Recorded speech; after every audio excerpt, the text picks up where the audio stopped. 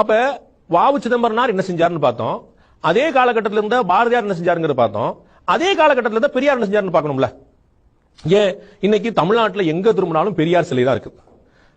பெரியார் மண் அப்படின்னு தான் சொல்றாங்க, வந்து பெரியார் பூமி அப்படின்னு தான் சொல்றாங்க. அப்ப வந்து எல்லா இடத்துலயும் பெரியாருக்கான பொருளா இருக்கு. தற்போதைய ஆட்சியில இருந்து எல்லாமே பெரியார் வந்து விட்டு கொடுக்க மாட்டாங்க, ரொம்ப விட்டு கொடுக்குற ரொம்ப கெட்டியா பிடிச்சிருக்காங்க. அப்ப சுதந்திரத்துக்காக போராடியவர்களாக வாவு சிதம்பரனாரோ பாரதியாரோ இருக்க, அப்ப அதே காலகட்டத்தில் இருந்த திரு பெரியார் என்ன பண்ணா நம்ம யோசிக்கணும். அப்ப நம்ம கொஞ்சம் தேடி பார்த்து அப்ப பெரியார் என்ன பண்ணார், அதே காலகட்டத்தில் இருந்தார். அப்ப அவர் என்ன பண்ணான்னு பார்க்கும்போது பிரிட்டிஷ்காரங்க பத்தி, ஆங்கிலம் பத்தி, தமிழ் பத்தி, சுதந்திரம் பத்தி பெரியார் என்ன செஞ்சாரு நம்ம பார்க்க முடியும். அப்படி பார்த்தபோது சில தகவல் நமக்கு கிடைச்சது. 27/8/1944 சுதந்திரத்துக்கு ஒரு 3 வருஷம் கரெக்டா முன்னாடி 27/8/1944 சேலம் நகர்ல கூடிய திராவிடர் கழக மாநாடு, அந்த மாநாட்டில் ஒரு தீர்மானம் போடுறாங்க.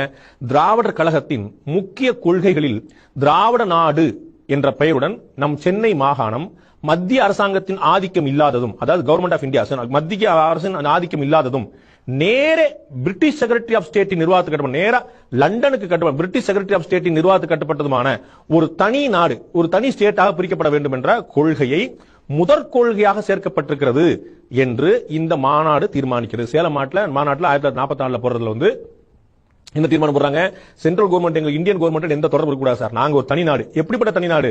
தனிநாடுனா சுதந்திர நாடா கூட இல்ல, தனிநாடு பிரிட்டிஷுக்கு கட்டுப்பட்ட தனிநாடாக, பிரிட்டிஷோட மேற்பாடு தனிநாடாக இருக்கும்னு சொல்லியிருக்காங்க. இதை சொன்னது பெரியாருடைய தலைமையிலான திராவிடர் கழகம் தீர்மானம் 1944.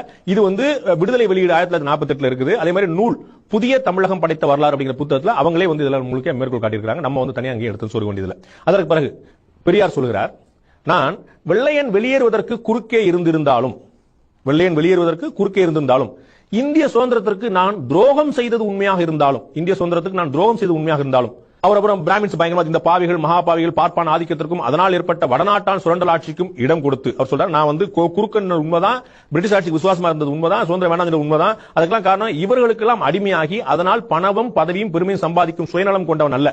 எனக்கு நோக்கம் வந்து இவங்களுக்காக இல்ல, நான் வந்து எதுக்கான எனக்கு வேற காரணம், இவங்கள்ட்ட போயிடக்கூடாது, வடநாட்டுக்காரங்கிட்ட போயிடக்கூடாது, பிராமின்ஸ் போயிடக்கூடாதுக்காக நான் வந்து சுதந்திரத்துக்கு குறுக்கனே பிரிட்டிஷ் ஆதரவானே அப்படின்னு சொல்லிட்டு பெரியார் சொல்கிறார். தமிழர் தலைவர் அப்படிங்கிற புத்தகத்துல பக்கம் 14 அது அப்படியே மேற்கோள் காட்டப்பட்டிருக்கு. அப்புறம் அப்படியே தமிழ் பத்தி சொல்றார் பெரியார், ஆங்கிலம் தமிழன் இடத்தில் இருக்க தகுந்த மொழியாகும் அப்படின்னு பெரியார் சொல்லியிருக்கிறார். அதே மொழி இன்னொரு இடத்துல தமிழ் மொழிக்கு ஆங்கில எழுத்துக்களை எடுத்துக்கொண்டு காட்டுமிராண்டி கால எழுத்துக்களை தள்ளிவிடு என்றேன். அப்ப வந்து தமிழுடைய எழுத்துக்களை தூக்கிடு, தமிழுக்கு இங்கிலீஷோட லெட்டர்ஸ் கொடுத்துரு அப்படின்னா நம்ம இன்னைக்கு பண்றோம் பாருங்க. பெரியார் தொலைநோக்கு பார்வையோட சொல்லியிருக்காருன்னு சொல்லலாம். இன்னைக்கு நம்ம வணக்கம்ங்கிற எப்படி அடிக்கிறோம், VANAKKAM தான் அடிக்கிறோம். அது அன்னைக்கு சொல்லிருக்காரு, தமிழ்நாட்டுக்கு வந்து தமிழுக்கு எதுக்குப்பா இந்த பழைய காட்டுமிராண்டி கால லெட்டர்ஸ், அதெல்லாம் தூக்கி விட்டுருங்கப்பா, தூக்கி விட்டுட்டு இங்கிலீஷே எடுத்துக்கங்க, அது நல்லதுன்னு சொல்லிட்டு சொல்றாரு. இது இங்க சொல்லப்பட்டிருக்கு, தமிழும் தமிழரும் அப்படிங்கிற புத்தகத்தில் சொல்லப்பட்டிருக்கு பெரியார் சொன்னதை.